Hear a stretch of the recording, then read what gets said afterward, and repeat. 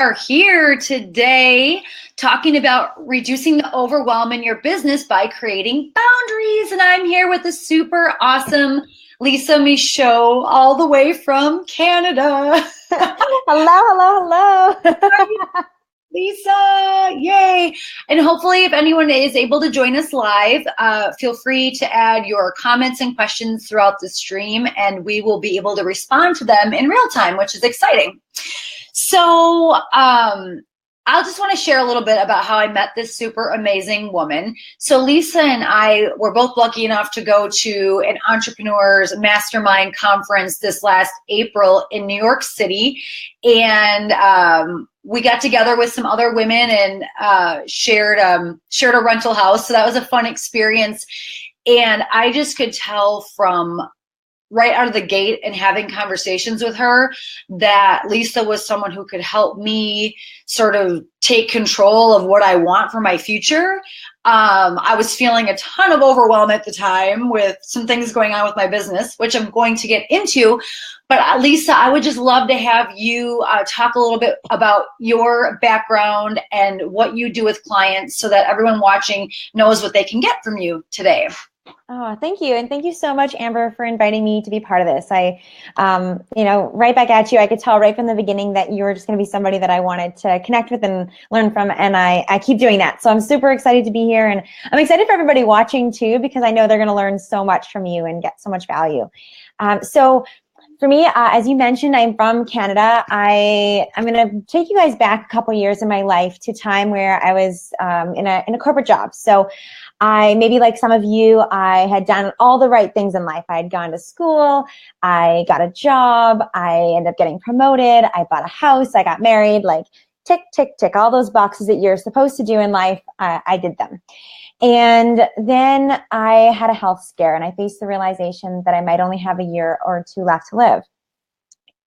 And I don't know if any of you have ever had those moments where you just feel like everything shifts and everything looks different. But that's what that moment was for me. I remember that night sitting in bed with my husband and I asked him, what are we going to do? What do you want to do? And he said to me, well, Lisa, what do you want to do? You're the one that's maybe got the timeline. And the first thing that came to my mind was move to Vancouver. And I don't know where that came from. And I'm still not even really sure where that all fits in the big plan. But what it was for me was this big aha that was like, okay, like this is something that I've wanted that for so long I've just been suppressing and putting down. And I was waiting for someone to say, Lisa, you're going to die. This is your timeline. Go, before I actually started doing the things that I wanted to do with my life. So that I'm really super lucky that was just a scare and I'm healthy today and that, but it was the scare that I needed to really wake me up. It made me realize that there was all these things that I wanted to do in my life that I was putting off, waiting. Maybe some of you can relate to this, waiting for when I had enough time, when I had enough money, when I was smart enough, confident enough, whatever that was. So shortly after, my husband and I started, instead of saying creating that list of why we couldn't do things, we started asking, how is it possible? How is it possible to move to Vancouver? How is it possible to, do the things that we really want to do? So shortly after, we ended up quitting our jobs. We sold our houses. We sold a lot of stuff. And we moved to a condo in downtown Vancouver. And that really was a huge shift, of course, and really made me realize that what I always wanted to do, I always wanted to coach and help people. And I always wanted to speak and create products that really helped other people live their best life too. And I found myself in Vancouver after this scare, again, looking at jobs, being like, oh no, I'll do that one day. Like I'll do it when I have kids or when I'm retired or whatever. And I was just like, you know what? No, if I'm going to teach and share other people and want to help others live their life for today, I've got to live my life for today too. And so that's why I'm here. That's why I do what I do, because I believe that we don't have to wait for these magical signposts or permission from anybody else to do what we want to do. And so much is possible when we just start asking, how is it possible? And so that's what I help people do. I work with people one-on-one. I do group programs, online courses, and I speak at events and conferences, inspiring others to find ways to create meaningful work and a fun-filled life. Love it. That's it. Exactly. So everything you just said, that is exactly who you are. And I think that's what I picked up on immediately when we first met. And I'm also a really positive person who goes for what I want. But I want to give a little of the backstory about where I was at when we met. So it was April. So I just hit 2 years in business. Things are going really well. I've got my agency. And then I also was building Amberdella, where I would work more with entrepreneurs because I was trying to find a way to serve small businesses through our ad agency, and then also work one-to-one with entrepreneurs through Amberdella. And when we started talking, I would talk about how I love so much what I'm doing, but like just feeling this crazy overwhelm. Mm-hmm. And instantly, that's what you were so good at, was just like talking me off the ledge, as it related to like asking me questions. Okay, well, what do you want for your life? How do you want to feel? If you want XYZ to happen, how do we backtrack that, and what steps need to happen in order to get there? So I just immediately out of the gate, that was the kind of person that you were. And that's why I'm so excited to have you talk here today and have this conversation, because I know that you have that ability to help people backtrack it and say, if they want to live a certain kind of life, how do they get it? So, okay, so to tell everyone the real story, after we spent a week together, Lisa and I were hanging out on our last day in Central Park in New York City, and it was just, I was facing so much exhaustion. I was feeling awesome to be building my business to the point that I was building it. But what's been happening is the more that I've grown the business and the more clients I've worked with, the more that I'm getting more and more incoming leads, and a lot of people who are like, well, can I pick your brain, or looking for mentorship, which is amazing. But I found myself being completely overwhelmed with sort of putting a lot of time into mentoring type meetings, coffee meetings, that is super valuable and important. But what I realized was that I was spending so much time doing a lot of things that weren't necessarily income generating, but they were meant to be feel good, but it was getting to the point where it was actually causing me stress because I was doing too much of it, not in a manageable way. And so I like totally broke down and was bawling in the middle of Central Park. Which, by the way, I don't remember any bawling, but oh no, I was crying. Okay, my eyes was bawling. Hey, Kate's joining us. Hey, Kate. Kate was a part of our experience in New York as well. So the specific conversation that Lisa and I had was that she helped me come to my own conclusion and understanding that at that time in April, I said where I wanted to be by this fall, by September, was to have some staff hired and systems and processes in place and some control around my schedule, so that I had room in my schedule to equally balance prospective incoming clients, balance the work of existing clients, because that's so important, the commitments that I've made, and then find a way to allow some space for mentorship or volunteering or doing those coffee date, kind of pick my brain for other female entrepreneurs.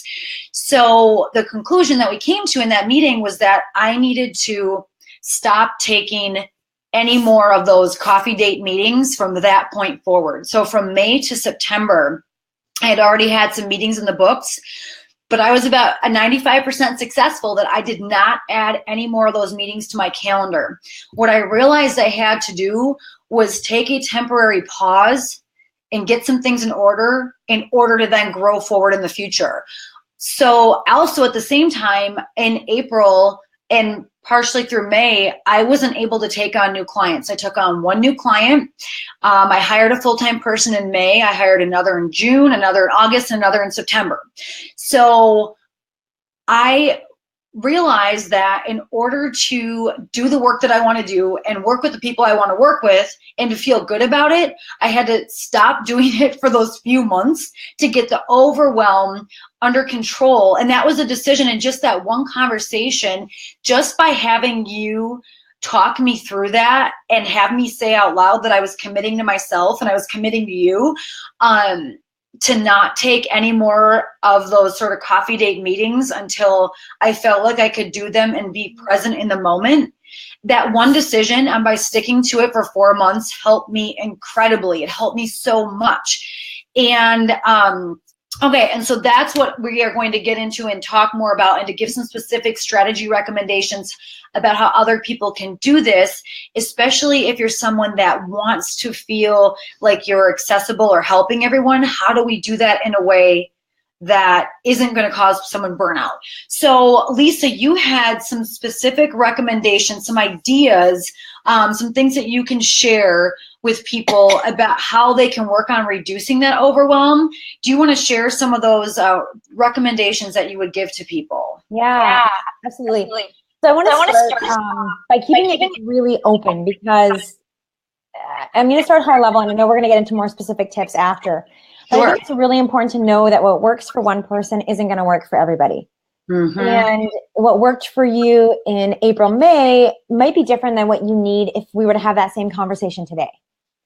So I just want to keep that really clear and let everybody just honor the fact that each person that's watching this and trying to create these better boundaries in their lives, to realize that it's about them having their own solutions and tapping into what they need. Because that's exactly what you did. You know, I really appreciate the credit that you're giving me, but Amber, those solutions, you came up with them. You knew what you needed to do. I just asked some questions. Yeah. And you tapped into like, okay, no, I know what I want. And you know your life, you're living it every day. You figured out what was working, what wasn't working, what felt good, what didn't. So I just want to really be clear on that it's going to be super personal. And so I'm going to start with some kind of high level tips, and I know we'll give some ideas on how to maybe implement that. But I just want to give everyone that credit that they know for themselves, and to be your own expert, right? Because that's what you are, Amber. You're your own expert, and you knew those things. So I think you all need someone to talk through it with once in a while, though. You know, that's. You know. Yep. You know what? I work with 2 different coaches. I believe in it. I think we do need someone to talk it out with, and whether it's a coach or a mentor or a friend or whatever it is, we do. We need that. So the first thing I think that's really important, especially I'm going to use the idea of like being heart-centered entrepreneur, as someone who really wants to serve, really wants to give back. Because Amber, that's who you are. I know through and through you want to help. The first thing is to really figure out who you want to help. Mm-hmm. Who's like that ideal person? Who's the one that you can help the very, very most? And hold them like the gold that they are. You know, keep them in your heart, keep them in your mind, keep them in all the services you're providing, the time you're spending, the content you're creating, the solutions you're generating. Because knowing who it is that you really want to help will allow you to be clear on your message. It'll allow you to create, whether it's a blog post or a video that will help a lot of people at once, as opposed to answering 100 different people their individual questions. And it also just gives you permission to be you and be who you need to be. Mm-hmm. I often say that in life, I do believe that we can have it all. I don't believe we can do it all. And we certainly can't do it all at once. And it's the same thing with serving people. You know, we want to help everybody, but the truth is that we can't. And we've got to start with where we believe we can make the most impact. Mm-hmm. And as we make an impact with those people, the ripple effect gets bigger and our ability to impact more people grows. But it's got to start with being specific on who it is that you really want to help first. Yep, definitely. I agree with that. And that's something I've spent a lot of time doing this past year through the Amberdella brand. Because when you say entrepreneur or solopreneur, that's quite wide. And what I've found what kept happening is I was getting more fellow women entrepreneurs coming to me. I think relating and seeing that I started my business on my own. I was the primary earner and then just went out full time, started my business step by step. You know, I laid the bricks. And so I started to narrow down and say through Amberdella, through Brand Camp, my program that's launching again in a few months, it's female entrepreneurs. And then from there, we need to figure out, are they service-based? Are they online? Are they heart-centered? And that's where I just keep drilling down more and more. And I agree with you, because by doing that, you can then create more content that's really made specifically for that person. Like even this conversation we're having right now was really with a female entrepreneur who's in mind, who is transitioning from a full-time job into making their side gig their full-time gig. And I want to help them learn these strategies that they'll need to be implementing so that they don't get stuck in that cycle or that trap of trying to do things, all things for everyone, and do all the volunteering and mentoring is so fantastic, but until we're sustainable first, we can't keep giving away and giving away. So I'm totally on board with you. I completely agree. You got to really figure out who you want to help and serve, and it's not everyone. Totally. Yeah, absolutely. Because you've got to get like one brand, one product, one piece that's sustaining and that's, making an impact, that's generating you revenue. And then you can look at more and add more and add more and do more, which is what you've done, right, Amber? Like you've, created your one brand, and now you're moving on to the next, and then you can move on to the next. But the thing is, if you try and do all of them at once, it just falls apart. And that's what leads to us being exhausted. And at the same time, like there's nothing worse than being stressed, being overwhelmed, being exhausted, and not making a difference. Yeah. You've got nothing to give. That's so, I think that's exactly, I think the worst part actually is the not making a difference part. Yeah, like why am I doing this? Why, like I'm always working and yet like I can't actually get anything done. Like that is the worst. Yep. Yeah, totally agree. Yeah. So I love it. Figure out who you want to help. Hold them like gold. Yeah, I want to tie into something that you said. You were actually the perfect segue there. So this is really, really, really critical. And I mean, you'll know this as soon as you start your business and start to understand cash flow and money. Oh, yeah. But I was just at a Brendan Burchard event this weekend. Who, those of you guys who don't know, he's a New York Times bestselling author, one of Oprah's Soul 100, phenomenal human and entrepreneur. And this is one of the messages that he shared that I want to reiterate and share with you guys.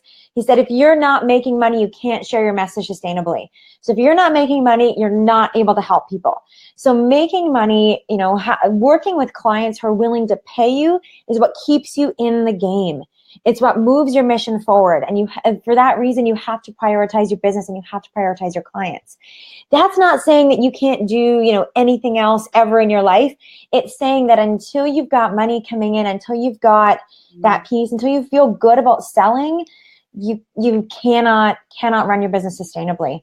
So I want to say, imagine for those of you guys that are thinking, oh, it feels bad. And I know as like women, we're helpers, we're servers. This is so hard for us sometimes to step back and not want to help everybody.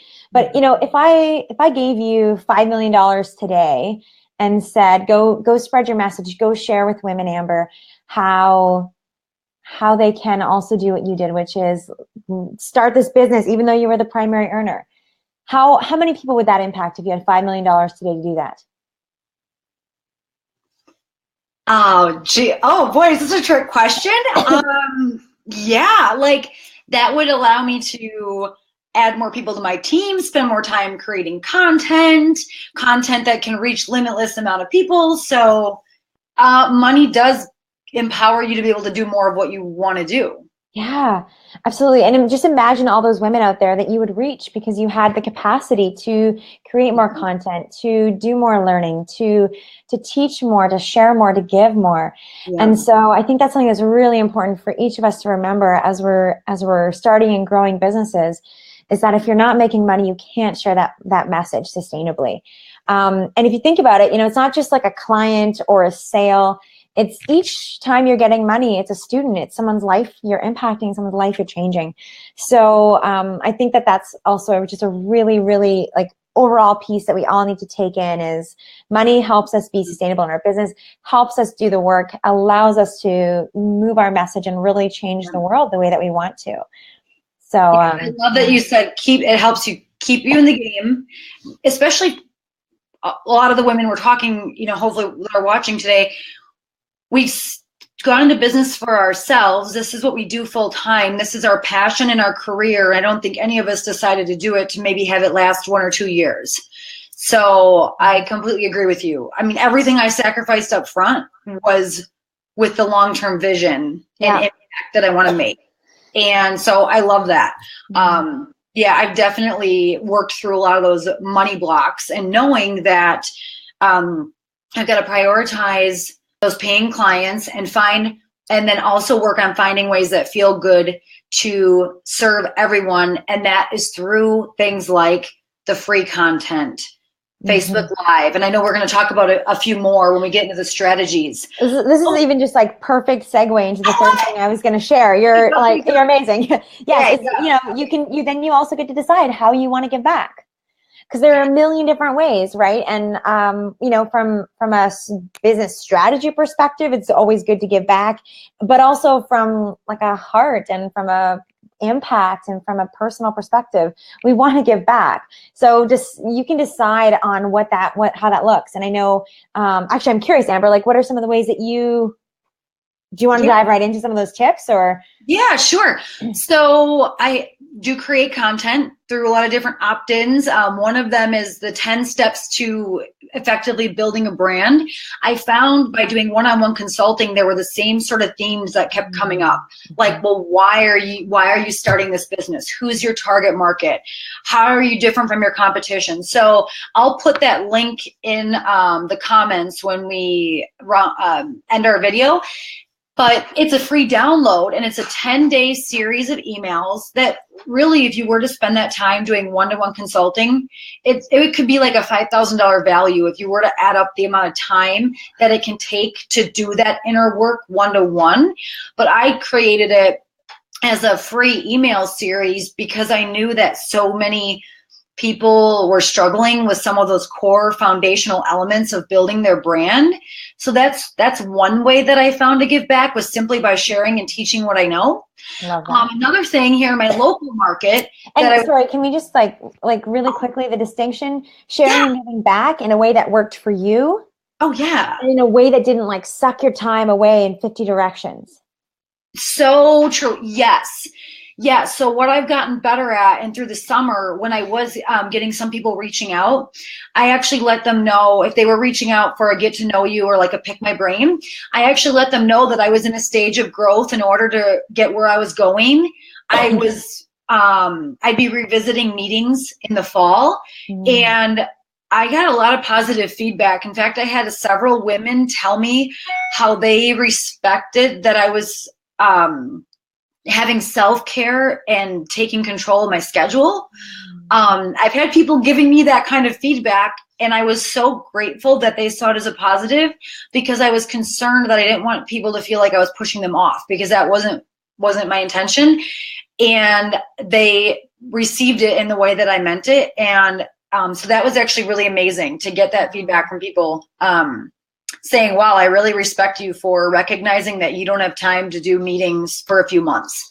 So, but what I could do was direct them to the content, the freebie offering, and say, hey, these are some resources that you might want to work on in the next few months to help you get up and going with your journey of your business. And let's connect in a few months.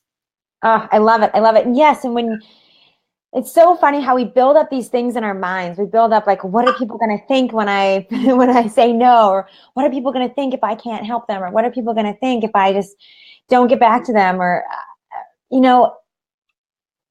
the reality is that those are things we often create in our mind. They're fears that we have. And 99% of people are normal and are like, heck yes, I respect it. It's good. Like, you do you, I'll do me. Like, thanks for any help that you have. And the other thing too that you do is when you set those boundaries for you, you inspire and you give permission to other people to do the same for themselves. Yeah. So, you've double served them. You've served them in terms of, giving them free, amazing, helpful information that will serve them. You've also served them by being like, hey, I'm setting boundaries. You can do the same. Like, if I can do it, you can do it. Yes. So do what works for you too. So I think that's so beautiful. I'm so glad that you shared that. And I have no doubt that I'm sure there's other women that went home and were like, all right, honey, we got to talk. Like, I know about boundaries now. I went to their boss and was like, hey, boss, we got to talk boundaries. Yeah. Because I'm allowed to have them too. Yes. I would have to say, in my entrepreneurial journey of the past few years, I don't know what, well, I know why, but that was one of my biggest humps to get over, really. And I think it was just because I come from that place of wanting to love others and help others, but I was just burning out and realizing that it's not really fair if I don't have time for my dogs or my husband or my band or things for me. You can't keep giving it all away and then not have time to refill yourself and recharge yourself. So yeah, I do feel really good now and confident with the ways that I'm protecting my schedule. And now I have a team, employees, right, that I'm responsible for leading them and helping to continue grow the business. And it's even great how we have a dialogue where they're like, are you protecting your schedule? Are you doing that thing again where you overschedule yourself? So it's helped to have people around me aware of the expectations I'm setting for myself and what I want to have happen, so that I, can keep moving forward. So I encourage people to make those around them aware of what they're doing to set their boundaries and how to hold true to them. That really helps a lot if you have someone in your corner helping you to stay accountable. Definitely. Absolutely. So yeah, I think we should move into some strategies because we're kind of just starting to talk about them. So I think we should talk about some specific tips that we have for actionable things that people can start doing to take control and create boundaries and take control of their schedule. I think we both have some great ideas. So do you want to start with sharing a couple that you have in mind? Yeah, for sure. So first one is one that you can do anytime, any day. Right away, you could do this. It is as simple as setting up an autoresponder on your email that says, I will be getting back to you. Thanks for your email.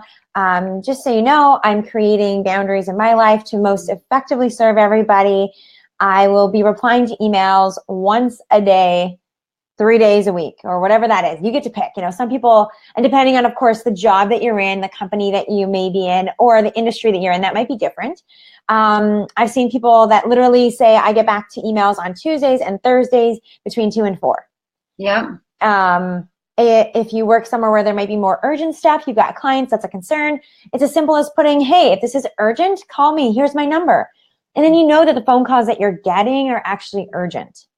There's other people that do check it Monday to Friday, once a day, Tuesday to Thursday, twice a day, whatever it is. But that's a really, really easy thing to do that is going to help you manage your expectations. I think in this world, everybody expects a reply like instantly. And, it's like, oh, did you get my message? You get my message? People get your messages. They're just busy. They got stuff going on. So that just helps remind people like, hey, okay, she got it. It's good. She'll get back to me, and they know when approximately that they will. The other thing that it does is it frees up your schedule. So one of the most, and this is, productivity study after productivity study has shown that one of the most ineffective ways to use your time is to keep checking your email.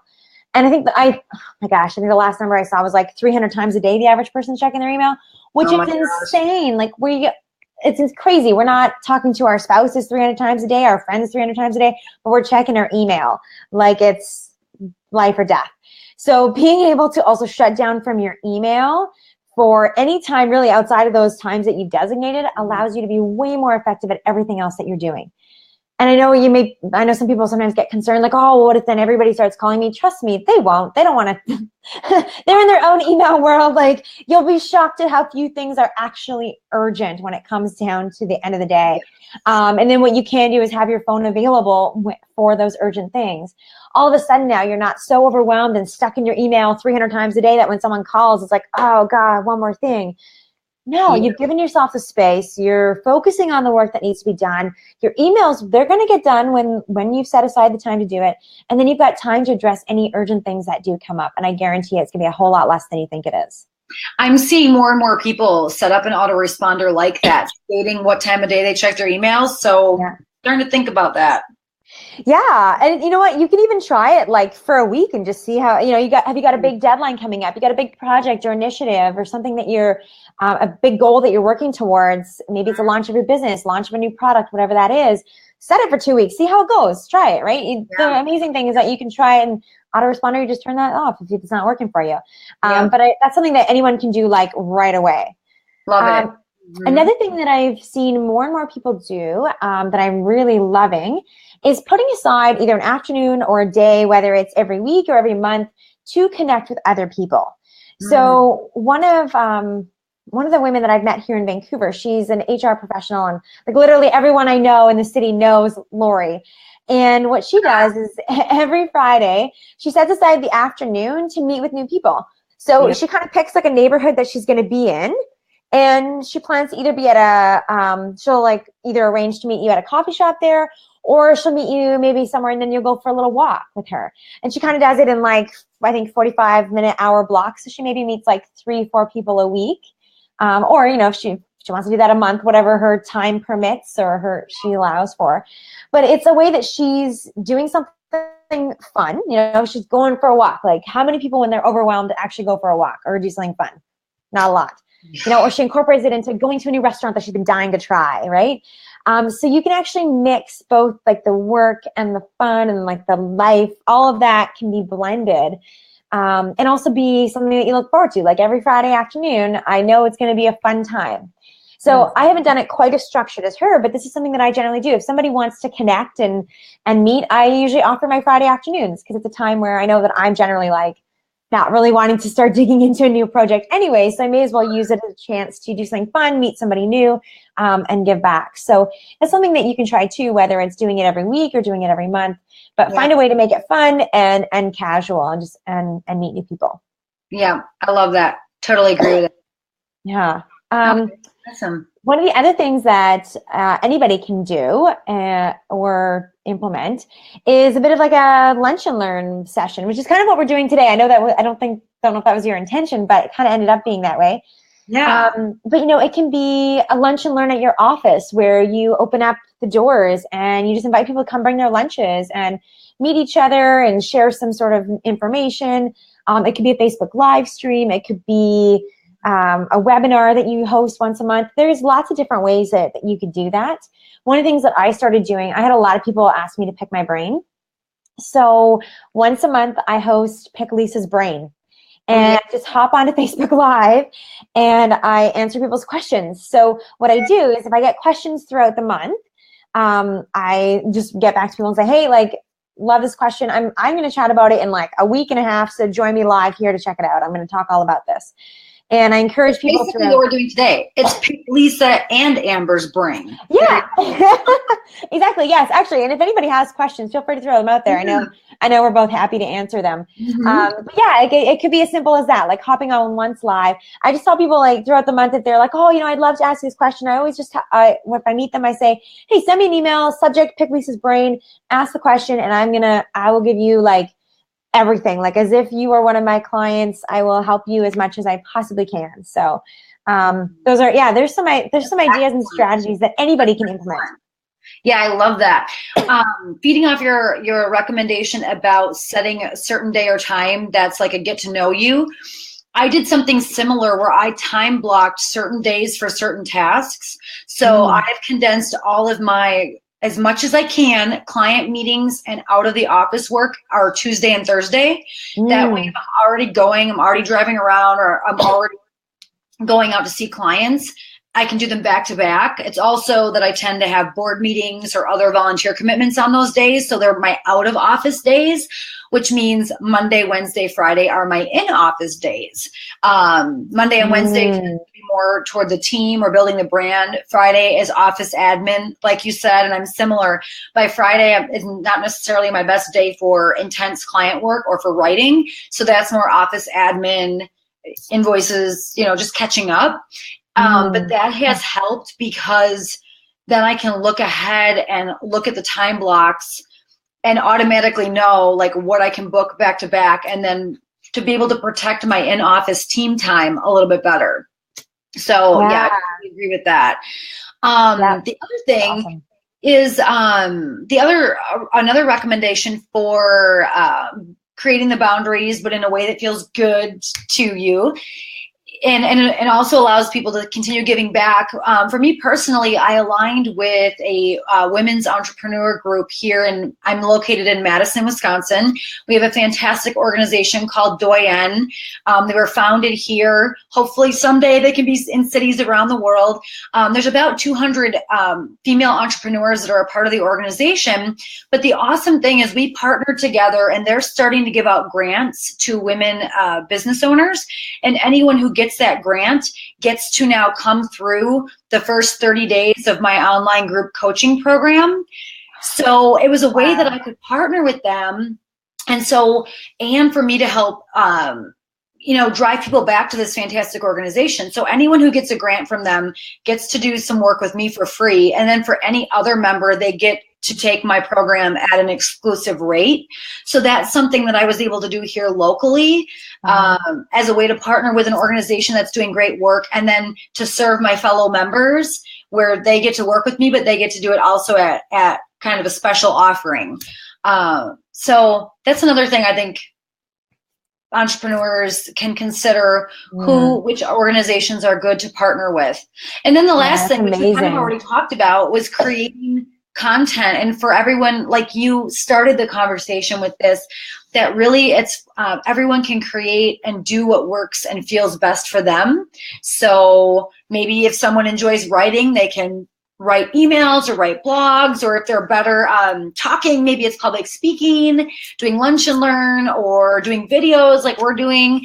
I think in whatever way works for someone, if they want to share content and share their knowledge, there's so many different ways that they can do that. And that's something that I'm starting to do more and more of as well. I love that. That's so awesome. And yeah, I love that you found organizations that you can really connect to and help with, because I think that's something too that we sometimes forget. We think we have to do it all on our own. And believe me when I say, and no matter where you are, whether it's in Madison, or whether it's in Vancouver, or whether it's in Timbuktu, there's always organizations that are there and looking to have people come and help them. And so don't always think that you have to like create the structure, find it all, figure it all yourself. Be on the lookout and see who you can already help, what mission you can already tap into that aligns with what you want to do. Sometimes it's even just, they want somebody to come and speak on a panel one night, and you can actually impact a ton of people from, 45 minutes of giving back to your time and answering some questions. Lots of organizations put together mentorship programs where you could mentor people one-on-one. So they'll actually, in a roundabout way, manage the whole will you be my mentor? Will you be my mentor? Will you be my mentor process for you, and help you be with somebody that you know that you're really going to be able to serve effectively. And they'll even give you that structure and expectations, and that'll really help you. So I'm so glad that you mentioned that, because I think there's a tendency to be like, oh my gosh, well now I have to create one more thing, create a calendar or create some videos or whatever it is. I don't know if I can do that. Well, trust me, everybody can look up whoever your audience is, whether it's female entrepreneurs or, teenage girls, teenage boys, divorced men, whatever it is. Google that for your local community. If there's nothing in your local community, look at it for your state or province, then look at your country, and then just look online, because I guarantee you someone else is working on this and would really appreciate your help. Yeah, that's excellent. Excellent. Awesome. Well, we covered so much. So in summary, are there any other questions? I wonder if I see there's a couple people here. I'm wondering if anyone has any thoughts, questions. This is your opportunity to pick our brains. Yes. What's your stuff, okay? And you know that we're pretty fierce about not letting people do this every day. So yes. Yes. Oh. And can I ask you one more question while we're seeing if anyone's got any questions? Yeah. So I noticed, I think I saw you did this. It's something that I do. Did you create an online calendar where people can book your time? Yes. Okay, cool. Yes, because that's something that I found really helped me too. So that's another strategy that you could do. I don't know what you're using, Amber. I use Setmore. It's free. It's amazing. And you could literally then just go in there and say every Thursday from 2 till 3, I'll take people's calls. And you can just send people that link and they can just book it. And you know what? If they can't book something for 6 months, who cares? Like, they'll book it for 6 months. Yeah. That'll be your chance to give back. There's no shame in that, right? And I use Acuity, but I know there's a lot of great options. Mm-hmm. Cool. Yeah. So have you found that been helpful for you? Absolutely. And I've been able to do Acuity with a team member. So now that my team is growing, so we can both offer meeting times. So even if I get booked up, she's available. So people can choose, do they want to meet with a member of my team or do they want to wait for me? So yeah. And it also just helps without sending the emails back and forth. Yes, I was going to say, even from an efficiency perspective, like how many times, like, especially when you're looking at busy people, which a lot of us are these days, like, how about this? No, how about this? No, how about, like, oh my gosh, who has time for that? Like, what I do is I sit down once a month and I update my calendar for the next month, put aside those times. And then for the next month, just send out that link and people sign up or they don't. And we find a time that works for both of us. That makes it way easier.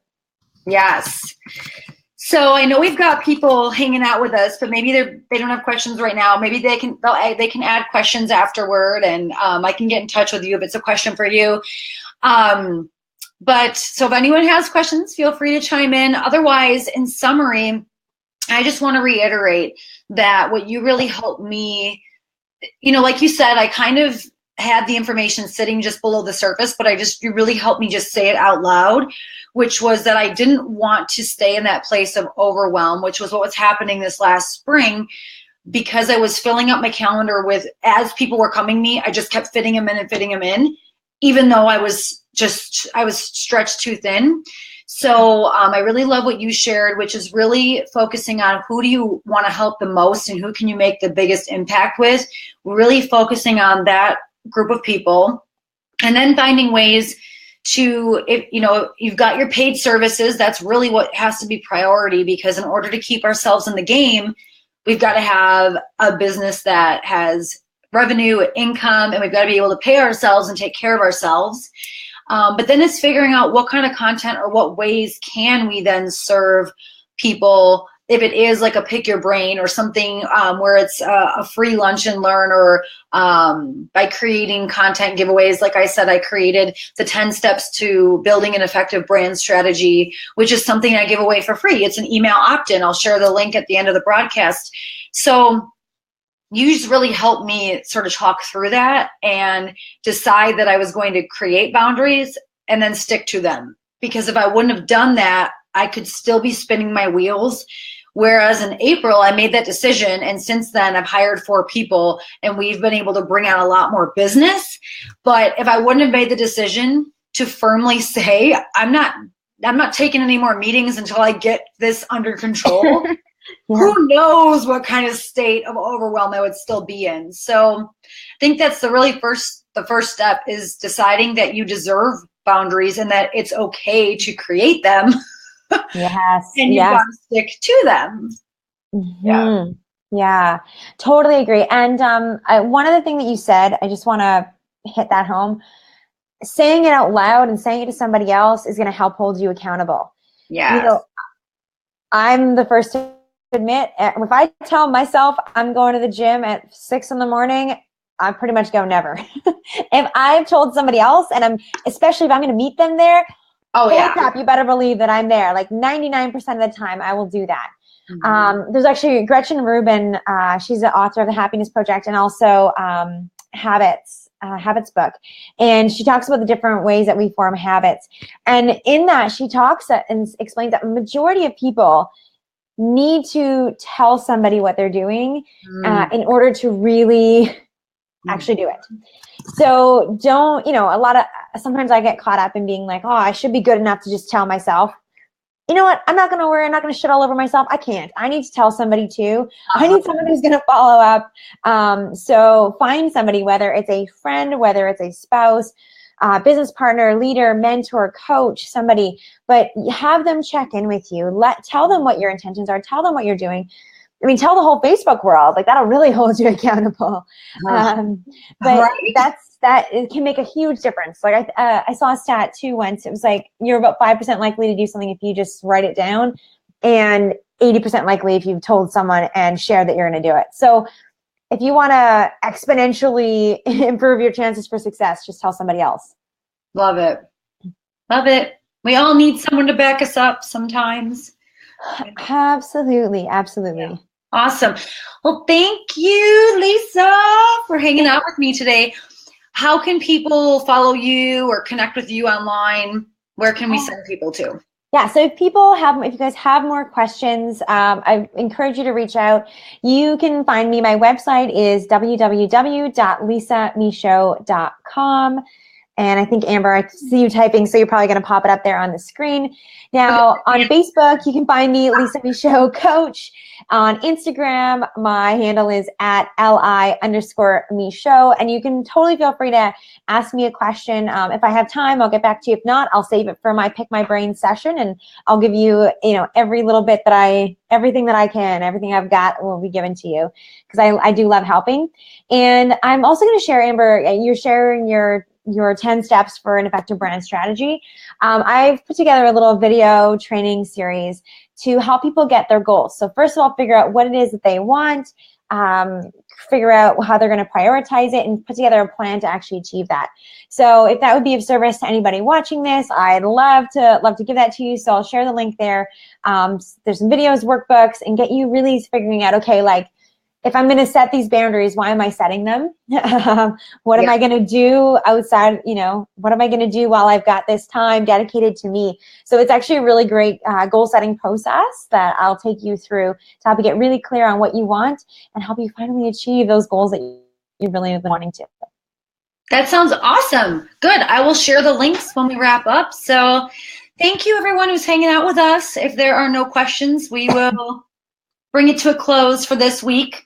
Thanks for joining for Brand Practice every Monday, 2 o'clock Central Standard Time. Thank you so much, Lisa.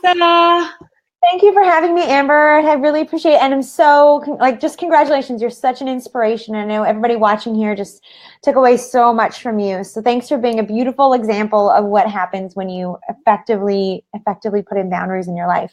You're so amazing. Thank you. And thanks for serving. Thanks.